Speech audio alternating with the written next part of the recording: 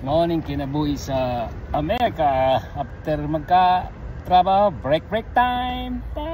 Break time na naman. Same thing ra sa to Ka-diferensya lang ang salary.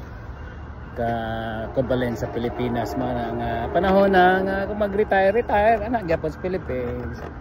Balik gyapon sa ay mo kalimot. Philippines, nindot kayo. Ay mo kalimot niya na. Atong land is very useful, ginindot ikin atong land ya.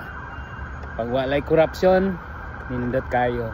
So nindot gud kayo nga ma-implement ng death penalty sa elected government official voted by the senator and upper house and lower house. Pag dili ma-aksyonan nila ang tao na mamutar, itawag election yes or no for death penalty sa government official elected for corruption. Para long-term problem solve na.